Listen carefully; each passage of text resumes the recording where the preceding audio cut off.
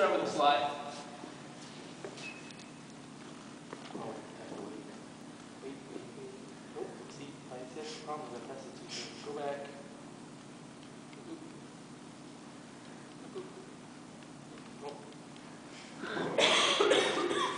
I pressed it too fast. My graphics are slow. So it's like, thank you. I got it. Okay, let's see if the words will come in now. This is obviously two pictures. It's the desert and the garden. What I want you guys to do is I want to quickly, two hands, tell me, when you see the desert, what do you think of, besides just the picture? What do you think of when you think about deserts? Camels. Just use your hands quickly. So it's Sand. Sand? Camels? Lack of water. Lack of water. Cactuses. Cactuses. Heat? Anybody else? Oasis. I went through it. I took a while. The first 5 pictures I found of deserts had like a waste in them, and I didn't want one because it doesn't work well with my analogy. Okay? And then on the other side I have the garden. What do you think of when you think of a garden? Roses. Roses. Oh, that's because it was Valentine's Day. Oh. I got banned from giving roses to my wife at school because she was afraid that other people who don't get roses would feel bad. I know. It's it. I quit. I'm not being romantic anymore. Go ahead. Trees. Anybody else want to give me some garden things? Lush Foliage. I like Birds. Dirt. Garden gnomes. Water. Windmills. People. Goes. Adam and Eve. So Green foliage. we have these characteristics, and really, you guys got what I wanted, which was the desert is an unforgiving climate. It's really tough. You know, people die in deserts all the time. That's why they call a place like Death Valley, Death Valley. It's not just a tagline. It's a place where it's a big giant desert where people die. And especially back before we had adequate, fast modes of transportation with air conditioning, it happened a lot.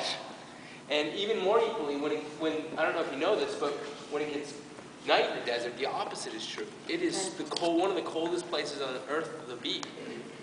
I remember being in Phoenix, Arizona for a conference in January, and literally nearly sweating to death in the day, and at night, after about 10 o'clock, once the heat came off the earth, you were freezing. I was in my winter jacket. Not really tough Canadian of me, but...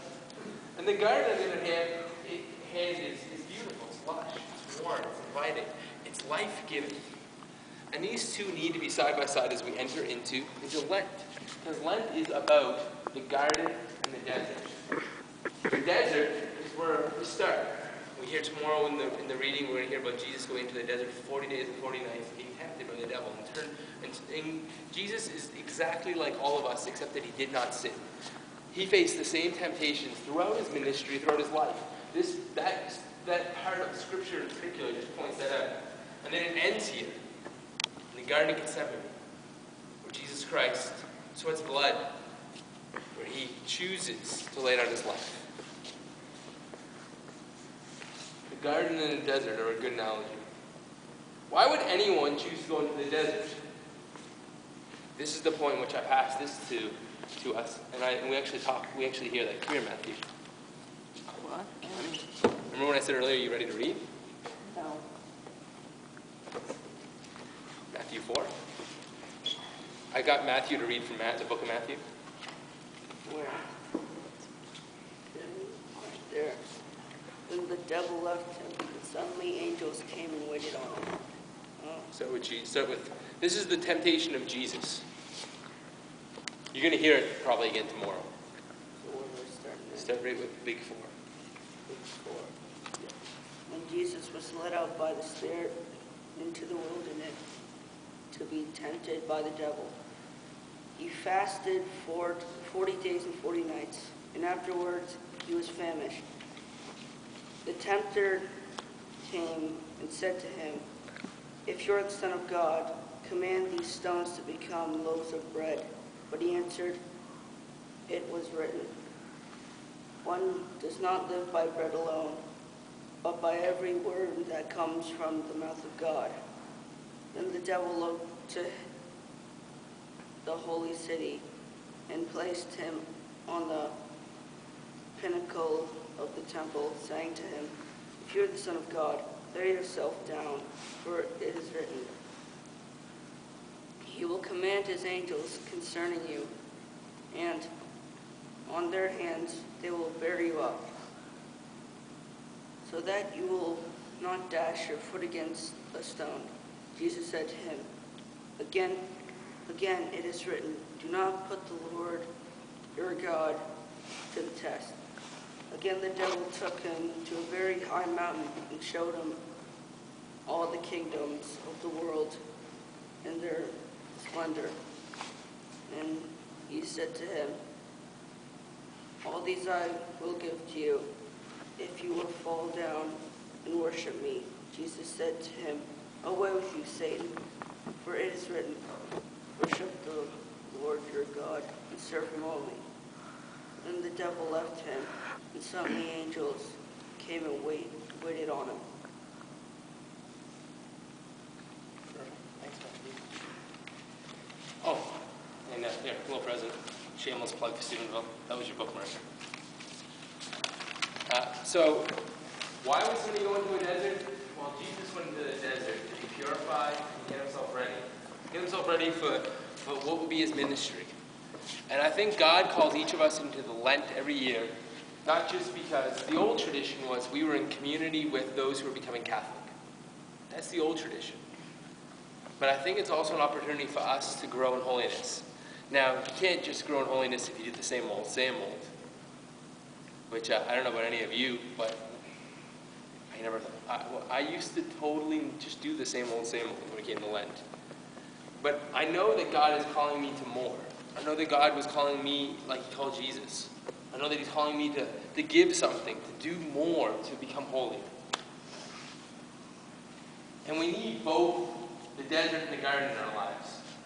We need to be able to endure this so that when we get here, we know how good it is. Think about light and darkness. We would really never know how beautiful light was if we never experienced the darkness. I have a good friend who lives in Phoenix, and his beautiful wife is from there. And she came and visited us here in Canada when they were dating. They dated long distance, real long distance. And she said she was so happy to be here because she never knew how cold was until she came to Canada in January. Because it gave that contrast. Living your whole life in the desert, you don't have that contrast. During the season of Lent, we follow the journey of Jesus. For 40 days, we give that up. By the way, little FYI, you don't have to keep your fast, whatever you're doing during Lent, if you're giving something up on Sunday. Sunday, we don't fast because the bridegroom is present. So, if you give up chocolate, Sunday, have some chocolate. It's because if you count on Lent, by the way, if you don't count the Sundays, it is 40. If you count the Sundays, it's not. It's longer. It's like 46. We prepare our hearts and our minds to get rid of excess baggage. We need to sweat out all the excess stuff that we pick up in the desert that is our life. The way Jesus did. Now the church gives us 3 different options of this: fasting, prayer, and almsgiving. Now fasting is the one that I think everyone's familiar with. That's like giving up something. But if you give up chips, that used to be my favorite. If you have chips for Lent, how does that grow you towards God? That's the real question. Catherine heard her skip, but she also said earlier, she gives up chocolate, and she'll always fail. She give up chocolate, and not that there's anything wrong with that, especially when you're little kids. When you're little kids, it's just about going through it. But I got news for you guys. You're not little kids anymore. You're young men and women of God. You're teens, or tweens. Some of you are almost 13. You guys are on your way to adulthood. And the church is yours. This is your church. And if you really want to take the next step, if you really want to be the men and women God is calling you to, you got to go beyond being little kids. You got to be adults. The best part about being an adult is that you get to kind of still do all kinds of kiddish things. You just get cool responsibilities. And one of them is for your own faith life. And especially as you're preparing for confirmation, that's one of those things that you're saying when you get confirmed. I'm ready to take care of my own faith. I'm ready to be an adult in this faith.